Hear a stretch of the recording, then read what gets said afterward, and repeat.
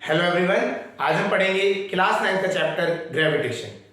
Gravitation word सुनते ही हमारे mind में अर्थ की ग्रेविटी के बारे में हमें पता याद आने लग जाता है। हमें पता है किसी भी ऑब्जेक्ट को अगर हम छोड़ते हैं हाइट से या फिर हम उसको थ्रो करते हैं ऊपर, तो वो क्या होता है, रिटर्न बैक करता है अर्थ की तरफ।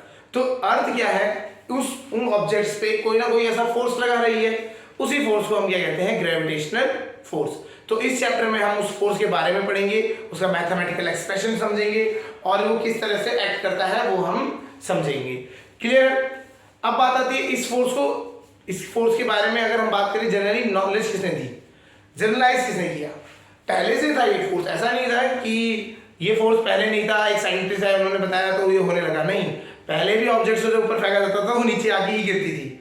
ठीक है, अब हुआ क्या, सर आइजैक न्यूटन जी जो थे, उन्होंने इसके ऊपर लॉ दिए, लॉ ऑफ ग्रेविटेशन। तो उससे क्या हुआ, ये जो टर्म है ग्रेविटेशन, ये जनरलाइज हो गई, हर जगह पे ये बात पता लग गई। तो अब एक फोर्स जो है ग्रेविटेशनल फोर्स, उसके बारे में लोग जानने लगे। पहले अलग अलग कंट्रीज में अलग अलग आइडेंटिटी थी कि हाँ ये चीज होती है।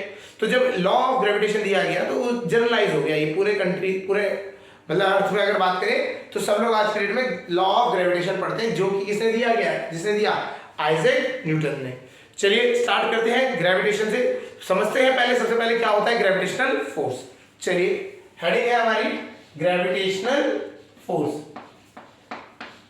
ग्रेविटेशनल फोर्स ये दिया किसने था, ये जो ग्रेविटेशनल फोर्स के बारे में हमें नॉलेज जो ज्यादातर मिलती है, हम बात करते हैं सर आइजैक न्यूटन के द्वारा दिया गया था। चलिए स्टार्ट करते हैं ग्रेविटेशनल फोर्स। तो होता क्या है, ये यूनिवर्सल फोर्स है। पहली बात तो इसमें समझना है, कुछ ही फोर्स हमारे ऐसे हैं जो यूनिवर्सल फोर्स में आते हैं। तो ये क्या है, यूनिवर्सल फोर्स में आता है। ठीक है, तो यूनिवर्स में भी चलता है। ठीक है, when two bodies having masses, when two bodies having masses, दो बॉडीज जिनमें masses होते हैं, masses are placed at a separation, placed at a separation, separation मतलब दूरी। दो बॉडीज जिनके पास masses है, उन्हें हमने थोड़ी दूरी दूर में रखा। ठीक है, they attract each other with a force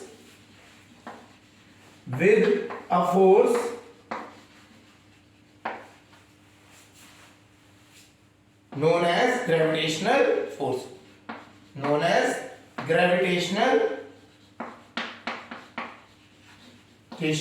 force, तो क्या होता है, अगर कोई भी दो बॉडी जिसमें मास, जिनके पास मास है, इंपॉर्टेंट याद रखना है, टू बॉडीज हैविंग मासेस का रोल है यहाँ पे, मास होना चाहिए। हमें पता है मैटर्स में ही मास होता है, तो यहाँ मैटर्स के बीच में अट्रैक्शन फोर्स की बात कर रहे हैं, और ये थोड़ा सा याद रखना है, ये अट्रैक्ट करते हैं हमेशा। क्लियर हो गया? तो बॉडीज जिनमें मास होता है और वो एक दूसरे को अट्रैक्ट करते हैं, तो जिस वजह से करते हैं उस फोर्स को क्या कहा गया, ग्रेविटेशनल फोर्स। इसकी एक और डेफिनेशन बनती है, छोटी डेफिनेशन रहती है, और करके लिख सकते हैं, the attraction force between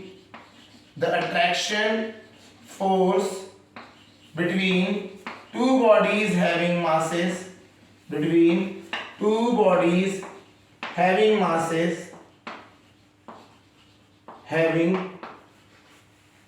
masses is known as gravitational force। ठीक है जी, ग्रेविटेशनल फोर्स। कोई भी दो बॉडी जिसमें मासेस होंगे वो एक दूसरे को अट्रैक्ट करेंगे, उनके बीच में जो अट्रैक्शन फोर्स होता है उसे क्या कहा जाता है, ग्रेविटेशनल फोर्स। क्लियर हो गया? ठीक है, तो ये हमारे ग्रेविटेशनल फोर्स की डेफिनेशन होती है। अब हम बात करते हैं लॉ ऑफ ग्रेविटेशन, जो हम बात करें ना, आइजैक न्यूटन जी ने दिया था, तो उसको समझते हैं। चलिए, आइजैक न्यूटन जी ने बहुत सारी चीजें दी हैं, जो फादर ऑफ मॉडर्न फिजिक्स इसीलिए ही कहा जाता है। Law of gravitation, equations of motion, आपकी लॉज ऑफ मोशन, ये सब न्यूटन जी के नाम पे ही आते हैं। तो इन्होंने बहुत ज्यादा कंट्रीब्यूशन था, तो इनको इसलिए फादर ऑफ मॉडर्न फिजिक्स कहा जाता है। क्लियर हो गया? चलिए अब आता है law of gravitation. Law of gravitation, gravitation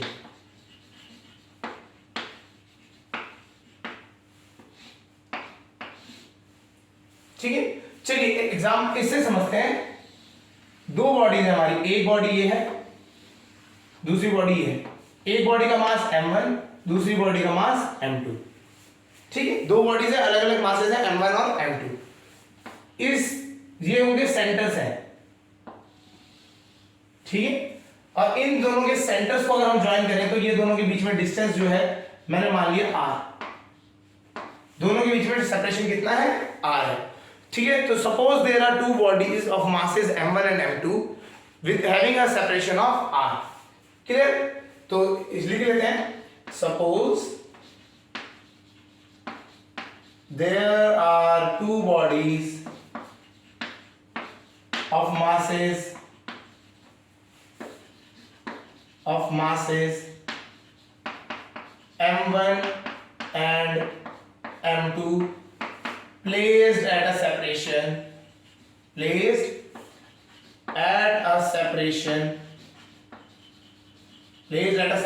of r। ठीक है, r दूरी पे रखा गया है। क्लियर हो रहा है? तो ये डेरिवेशन भी है, आपका लॉ ऑफ ग्रेविटेशन का डेरिवेशन पूछ लिया जाए तो डेरिवेशन ही कर रहे हैं हम। क्लियर हो गया? तो इसके अब जब हमने रख दिया अकॉर्डिंग टू दिस लॉ, अब बात आती है यहाँ पे according to gravitation, law of gravitation कह सकते हैं, दिस लॉ लिखने एक लॉ ऑफ ग्रेविटेशन। ठीक है, तो ये लॉ ऑफ ग्रेविटेशन के हिसाब से ये दोनों बॉडीज एक दूसरे को क्या करेंगी? अट्रैक्ट करेंगी। ठीक है, ये वाली बॉडी खींची जाएगी उसके द्वारा, मतलब ये वाली जो बॉडी है ये इसको खींच रही होगी F4 से, और ये वाली बॉडी उस बॉडी को F4 से खींच रही होगी। अब बात आती है FF से ही खींचेंगी क्या? सेम से ही खींचेंगी? हाँ, क्योंकि हमने पढ़ा है थर्ड लॉ ऑफ मोशन, है ना। तो थर्ड लॉ क्या कहता है? थर्ड लॉ ये कहता है कि अब है ना, to every action there is equal and opposite reaction.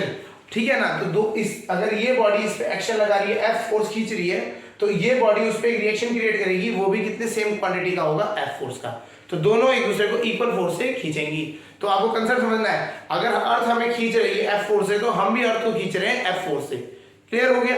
ठीक है, अब वही वाला कंसेप्ट हो जाता है, लेकिन हम मूव करते दिखा देते हैं, अर्थ नहीं करती। क्यों? अर्थ का मास है ज्यादा, उसकी एक्सेलरेशन होती है बहुत कम, तो इसी वजह से अर्थ मूव नहीं करती है। ठीक है, तो ये अगर ये दोनों बॉडीज में जो जिसका मास ज्यादा होगा वो कम मूवमेंट दिखाएगी, क्योंकि उसकी एक्सेलरेशन कम हो जाएगी। क्लियर? तो दोनों आपको समझ आ गया? तो दोनों एक दूसरे को फोर्स से खींचेंगे, F फोर्स से खींच रहे हैं। तो अकॉर्डिंग टू दिस लॉ, इस लॉ के हिसाब से, ठीक है ना, तो ग्रेविटेशनल फोर्स क्या होता है? तो हम बोल सकते हैं ये फोर्स ऑफ ग्रेविटी जो होता है आपका is directly proportional to, force of gravitation is directly proportional to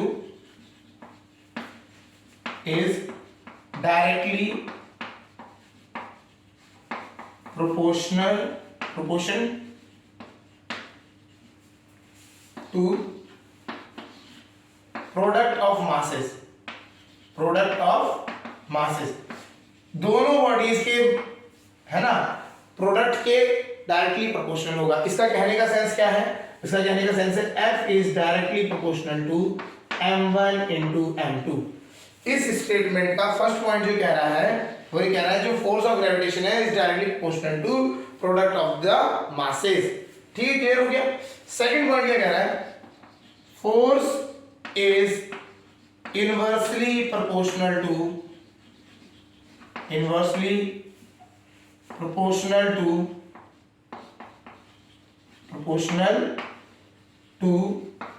square of the distance, square of the separation between them लिख लेते हैं, separation between them। इनके बीच में जो सेपरेशन है, कितना है सेपरेशन? वो है आपका r, तो उसके इनवर्सली प्रोपोर्शनल है, उसके स्क्वायर का इनवर्सली प्रोपोर्शनल है। क्लियर हो गया नहीं हो गया? तो F डायरेक्टली प्रोपोर्शनल है, ये पहली स्टेटमेंट से आ रहा है, इसे फर्स्ट, और ये जो आ रहा है ये सेकंड से आ रहा है, सेकंड, फर्स्ट और सेकंड। क्लियर हो गया नहीं हो गया? अब हमें ये दोनों दो स्टेटमेंट दी थी, इन दोनों को कंबाइन कर देते हैं, फर्स्ट और सेकंड को कंबाइनिंग, फर्स्ट एंड सेकंड। तो जब कंबाइन करेंगे तो ये क्या बन जाएगा, F is directly proportional to m1 m2 upon r square. F is directly proportional to m1 m2 upon r square. Clear हो गया? प्रोपोर्शनैलिटी का साइन जब भी हटता है तो एक कांस्टेंट आ जाता है, उसको यहाँ पे, वो यहाँ पे आता है कैपिटल G, वो यहाँ पे क्या आ जाता है, कैपिटल G। ठीक है, तो हमारा फॉर्मूला जो बन गया F is equal to G m1 m2 upon r square. तो हमें यहाँ पता लग गया जो फोर्स जो आपका लग रहा है वो है capital G m1 m2 upon r square. तो इस फोर्स से आप क्या कर रहे हो, आपका ग्रेविटेशनल फोर्स की वैल्यू क्या हो गई, capital G m1 m2 upon r square. अब ये है क्या कैपिटल G? कैपिटल G जो है इट इज यूनिवर्सल, आपको बताया ना यूनिवर्सल लॉ है, तो universal gravitational constant, universal gravitational constant. ठीक है, इसकी वैल्यू भी आपको याद रखनी है, 6.67 इंटू 10 की पावर -11 न्यूटन मीटर स्क्वायर पर kg square, newton metre square पर केजी स्क्वायर। क्लियर? तो हमारे को ये है हमारा लॉ ऑफ ग्रेविटेशन। क्लियर हो रहा है? एक बार इसको समझ आया होगा आपको कैसे करना है, तो इसका फॉर्मूला समझ आ गया तो हम लिख लेते हैं। तो हमारा मेन चीज जो है, हमारे यहाँ पे जो फॉर्मूला है हमें उसको समझना है। तो जो हमारा फॉर्मूला है यहाँ पे F is equal to capital G m1 m2 upon r square. ठीक है, तो फोर्स जो होता है ग्रेविटेशनल फोर्स, वो हमेशा याद रखने का है आपको, प्रोडक्ट ऑफ द मासेस होता है, उसके डायरेक्टली प्रोपोर्शनल, इनवर्स होता है आपका जो r स्क्वायर है उसके इनवर्सली प्रोपोर्शनल होता है। इसको एक स्पेशल नाम लिया जाता है इसका, inverse square law, inverse square law. ये लॉ ना आपका अभी आप आगे पढ़ेंगे 12th में, अगर आप जाएंगे तो वहाँ इलेक्ट्रोस्टैटिक लॉ है, 11th में भी आपके आता है इलेक्ट्रोस्टैटिक लॉ हो गया। ठीक है, तो उनमें भी यही सेम लगता है, फोर्स जो होता है 1/r स्क्वायर से चलता है, तो उसे लॉ को ये हर एक बहुत सारे फोर्सेस में लगता है, तो इसीलिए क्या हुआ, इसको एक नाम दे दिया स्पेशल, इनवर्स स्क्वायर लॉ। ठीक है, तो ये ग्रेविटेशनल में भी इनवर्स स्क्वायर लॉ ही लगता है। तो force is equal to G m1 m2 upon r square, और इस G की याद रखना है आपको, यूनिवर्सल ग्रेविटेशनल कांस्टेंट होता है, उसकी वैल्यू याद रखनी है 6.67 into 10 की power -11, unit is newton metre square पर केजी स्क्वायर। ठीक है, फोर्स की यूनिट होती है न्यूटन, ये फोर्स है आपका, और फोर्स भी ग्रेविटेशनल फोर्स है। ठीक है, तो ग्रेविटेशनल फोर्स ये हो गया आपका, इसकी यूनिट होती है न्यूटन। ठीक है, मास की यूनिट होती है, मास आपको यहां रखना है केजी में, और रेडियस रखना है आपको मीटर में। ये जो डिस्टेंस है, ये जो ना इसे सेपरेशन कह रहे हैं, सेपरेशन की यूनिट याद रखनी है आपको, इट विल बी मीटर, हमेशा याद रखना है मीटर में रखना है। और मास जो है वो आपका रखना है इन केजी, मास हमेशा किसमें रखना है, केजी में। तो ये यूनिट्स का जरूर ध्यान रखना है आपको, अगर यूनिट से ध्यान नहीं रखेंगे तो ये प्रॉब्लम करेगा, क्वेश्चन में आपका आंसर गलत आ सकता है। तो आपको ये याद रखना है, G की वैल्यू है न्यूटन मीटर स्क्वायर पर केजी स्क्वायर, तो उसी के हिसाब से मास जो होगा वो केजी में रखा जाएगा, और जो डिस्टेंस है वो मीटर में रखा जाएगा। क्लियर हो रहा है नहीं हो रहा है? तो ये आपका फॉर्मूला होता है। तो लॉ ऑफ ग्रेविटेशन आपको समझ आ गया होगा। तो फोर्स जो है, जिस फोर्स से दो बॉडीज मास वाली एक दूसरे को अट्रैक्ट करेंगी, वो क्या है, F is equal to G m1 m2 upon r square. Clear है? अब एक क्वेश्चन माइंड में आना चाहिए कि अगर हर एक मास बॉडी के बीच में है, तो हम है बोर्ड है या हम है दीवार है, इन हमारे बीच में भी तो अट्रैक्शन होगा, तो हम तो चिपके हुए होने चाहिए, हमें फोर्स दीवार हमारी तरफ, दीवार हमारे को खींचे अपनी तरफ है, अर्थ खींच पा रही है लेकिन दीवार क्यों नहीं खींच पा रही, रीजन मीन क्या है, इसको समझते हैं। आप G की वैल्यू अगर देख रहे हैं तो इनमें है 10 की पावर -11, G की अगर वैल्यू आप देखेंगे 10 की पावर -11, तो ये -11 होने की वजह से जो आपका अगर मास अगर कम है, मास की वैल्यू अगर आपकी 100 kg 200 kg तक है, तो ये तभी भी फोर्स जो होगा न्यूटन में जो फोर्स आएगा वो बहुत ही कम आएगा, और बहुत कम फोर्स होने की वजह से आपका ये जो फोर्स है नेग्लिजिबल हो जाता है और इसका कोई इफेक्ट नहीं रहता है। क्लियर हो गया? तो आपका ये जो G की वैल्यू है, ये बड़े बड़े वैल्यू, बड़े बड़े जब आपके मासेस इन्वॉल्व होते हैं तब आपका ये सही सेटिस्फैक्ट्री बनती है। क्लियर है? चलिए तो अब हम बात करते हैं इसको कैसे करते हैं, अप्लाई कैसे करेंगे वो चीज समझते हैं। ठीक है, एक क्वेश्चन करके देखते हैं, इससे वो भी समझ आ जाएगा आपको कि जो हम बात कर रहे थे कि छोटे छोटे मासेस में ये फोर्स बहुत ही कम वैल्यू में आता है।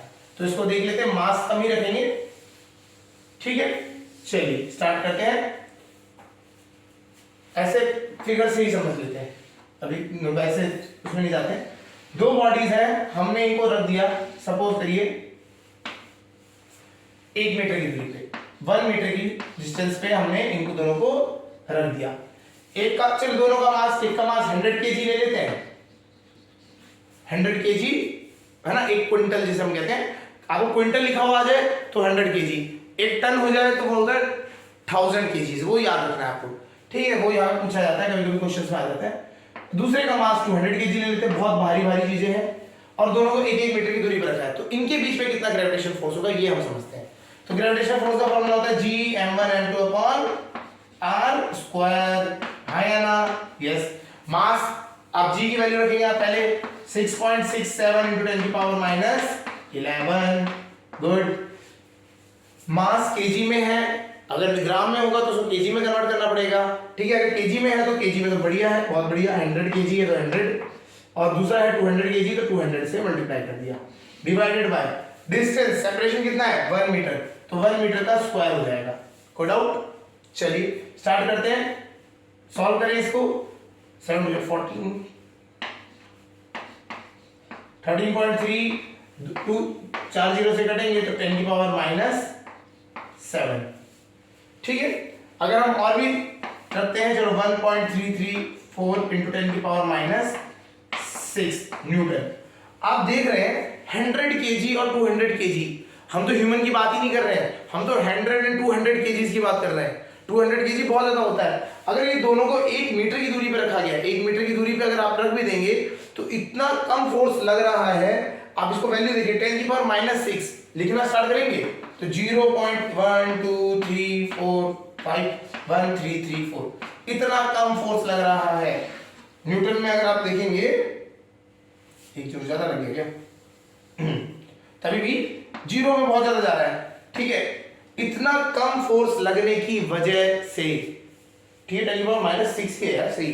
ठीक है, तो इसकी वजह से, इतना कम फोर्स लगने की वजह से आपका कोई इफेक्ट नहीं होता है।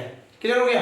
10⁻⁻6 है वो, आपको देख रहे होंगे 10⁻⁻6, तो ये बहुत ही कम फोर्स होता है। तो आपको ये समझना, इसीलिए ये जो ग्रेविटेशनल फोर्स होता है ये प्लैनेटरी बॉडीज में बात करते हैं या फिर सेलेस्टियल बॉडीज की हम बात करते हैं। जब मून और अर्थ की बात हो रही है, अर्थ की हमारे साथ बात हो रही है, तो एक ना एक मास बहुत बड़ा होना चाहिए। ठीक है, एक ना एक मास बहुत अच्छे उस पर होना चाहिए वैल्यू पे।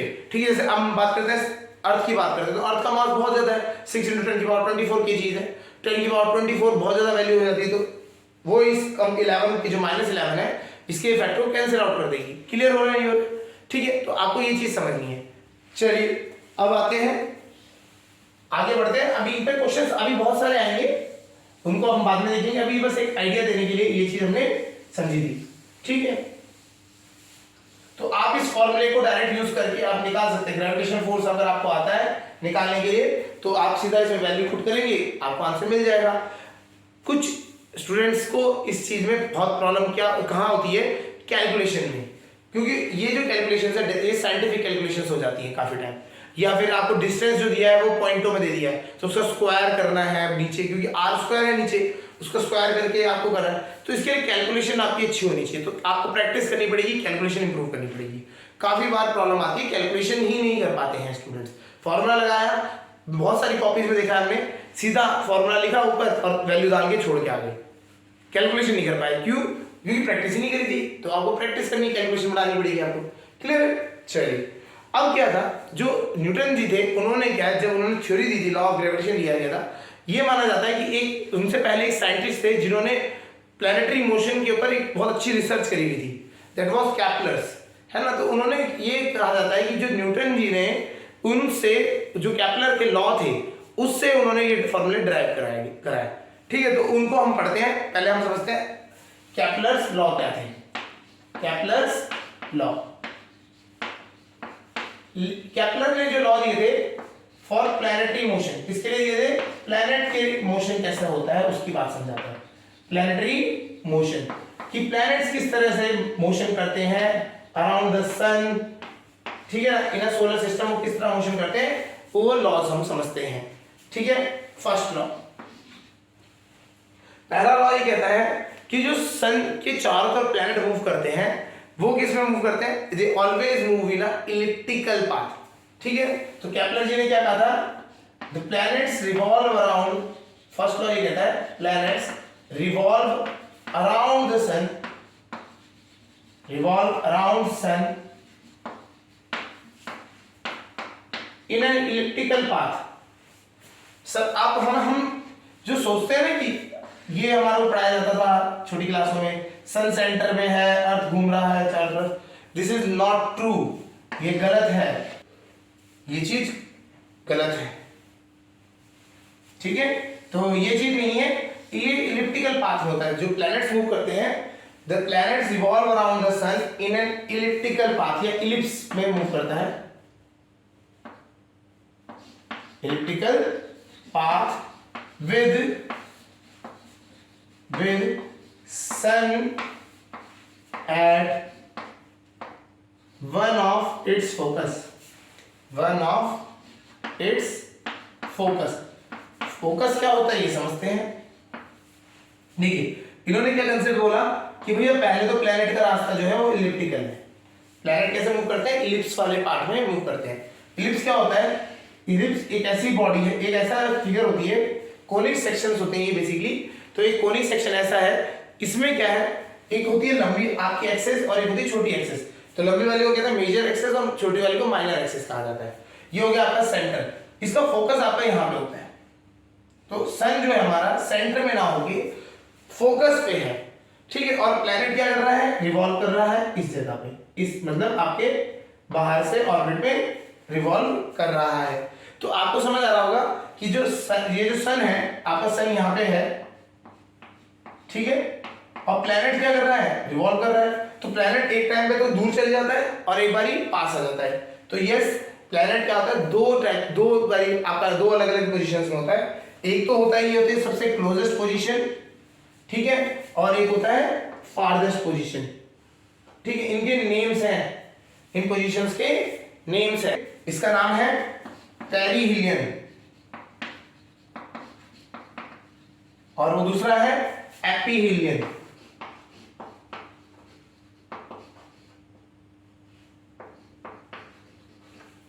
एपीहिलियन, ठीक है, ये सिंगल एपीहिलियन होता है। तो एपीहिलियन क्या होता है? ये सबसे क्लोजेस्ट पार्ट होता है, क्लोजेस्ट पॉइंट, ठीक है, और ये होता है फारदेस्ट पॉइंट, ये सबसे दूर वाला पॉइंट होता है जहां पे प्लैनेट जाता है।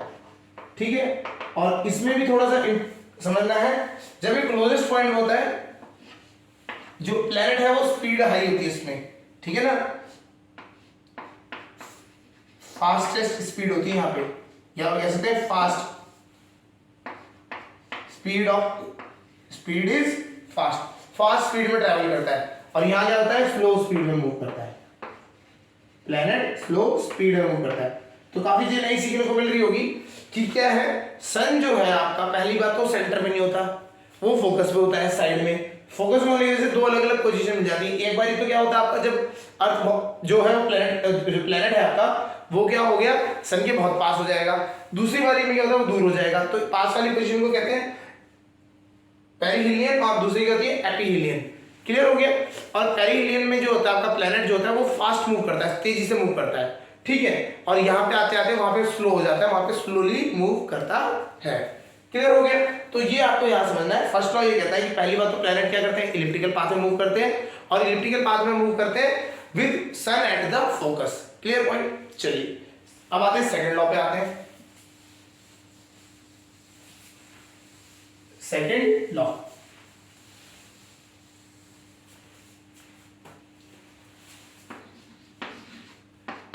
The area traced by area, second law ये कहता है area traced by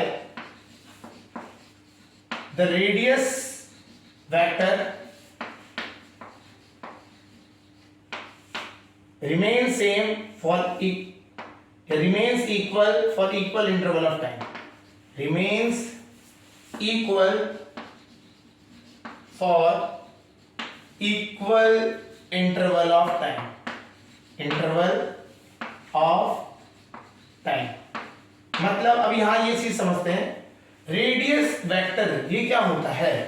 radius vector क्या होता है, जब प्लैनेट मूव करता है तो आप इसको सन से डिस्टेंस, इसको जो आप उस पे लेंगे, जो सन है हमारा, इनको हटा देते हैं, सन से आप अगर प्लैनेट को टच करते हैं तो ये जो बनता है ये होता है रेडियस वेक्टर। ठीक है, ये होता है रेडियस वेक्टर। अच्छा, अब इसमें क्या है, कहना क्या चाहते हैं इसमें, ये समझते हैं। प्लैनेट सपोज करिए हमारा यहां पे था और टी टाइम में वो मूव कर गया ए पोजीशन से बी पोजीशन पे, टी टाइम में वो यहां से यहां तक मूव कर गया, ये हटा देते हैं। ठीक है, ये यहां से इधर को टी टाइम में ये मूव कर रहा है, तो एरिया वेक्टर, एरिया कितना से ट्रेस किया, ये एरिया हो गया। अगर आप ध्यान से देखें तो ये जो एरिया वेक्टर, ये जो वेक्टर है आपका रेडियस वेक्टर, तो कितना एरिया ट्रेस कर रहा है, ये इसमें एरिया ट्रेस किया है टी टाइम में। ठीक है, वो ये बोलते हैं कि जो प्लैनेट है ना वो अपनी स्पीड चेंज कर सकता है।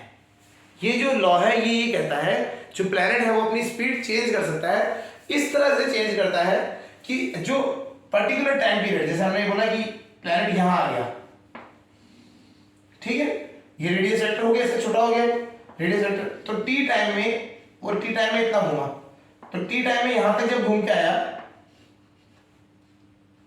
तो अगर आप इसका एरिया निकालेंगे अब, ठीक है, तो देखिए आप देखिए पहली चीज यहां से समझने की बात है, ये जो ट्रेस किया था ये भी टी टाइम में किया गया है, और ये जो ट्रेस किया गया ये भी टी टाइम में किया गया है। क्लियर हो गया, तो दोनों के दोनों जो डिस्टेंस ट्रेवल करे, ट्रेस करे गए हैं वो टी टाइम में किए गए हैं।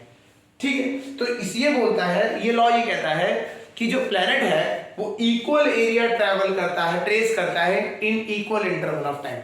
मतलब जो अगर टी टाइम में इसने इतना ट्रैवल किया है एरिया, तो ये जो और ये जो एरिया है टी टाइम में, दोनों के एरियाज क्या होंगे, सेम होंगे। क्लियर, तो ये एरिया और ये वाला एरिया कब सेम हो सकता है, जब यहाँ पे प्लैनेट हल्के के मूव करे और यहाँ पे प्लैनेट तेज मूव करे।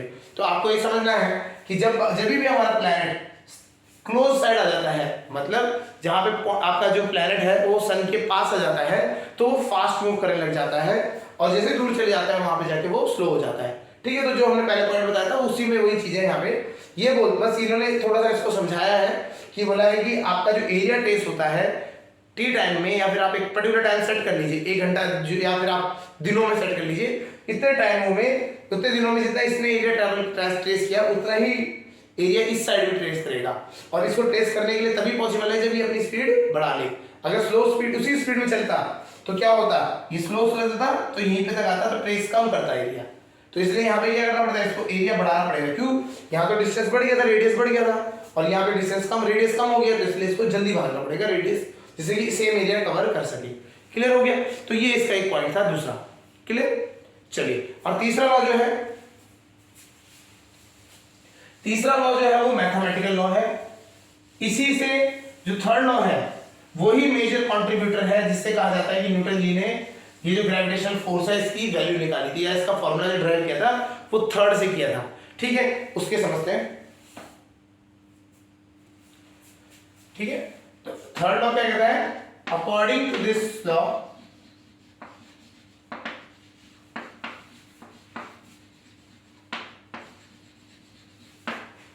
cube of radius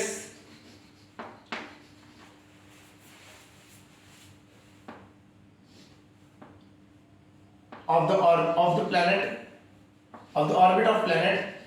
cube of radius of orbit of planet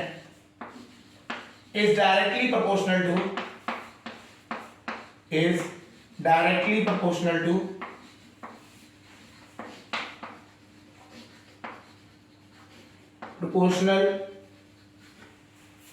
to square square of the time period of the planet